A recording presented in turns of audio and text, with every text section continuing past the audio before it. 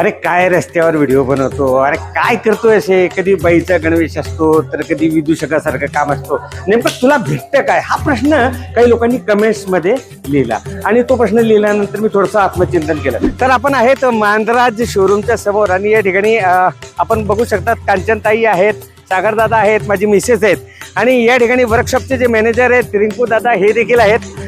या सर्वांनी मला खूप खूप सहकार्य केलं. तसं पाहायला गेलं ना तर मी थिएटरचा कलाकार आहे आणि थिएटरमधून मी यूट्यूबवर आलो, तिथे जवळपास 3-3.5 लाख फॉलोअर्स झाले आणि त्यानंतर इंस्टाग्रामवर आलो आणि सुरुवात झाली माझ्या कारकिर्दीची. आणि सर्वात मोठं जर सहकार्य कोणी केलं असेल कॉमन मॅनला तर ते सहकार्य केलं तुम्ही सर्व प्रेक्षकांनी. तुमच्यामुळेच मी इथपर्यंत पोहोचू शकलो. आपण अनेक वेळा मला फॉलो केलं असेल, लाईक केलेलं असेल, माझी प्रशंसा केलेली असेल किंवा टीका जरी केलेली असेल तरी त्यामुळे मला प्रोत्साहन मिळालं आणि मी इथपर्यंत पोहोचू शकलो.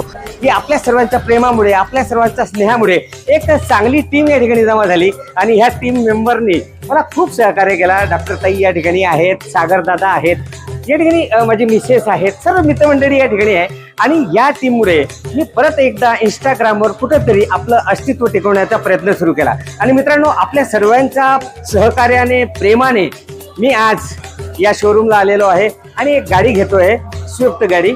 आणि आपण जे काही प्रेम यापूर्वी देत होता ते कायमस्वरूपी राहू द्या. आणि मित्रांनो, हे सर्व काही शक्य झालं ते फक्त आपल्या प्रेमामुळे आणि आपल्या सपोर्टमुळे.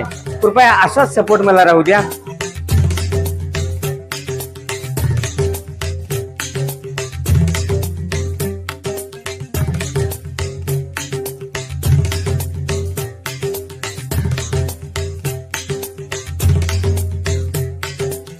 आपल्या सर्वांचे मनपूर्वक धन्यवाद धन्यवाद धन्यवाद.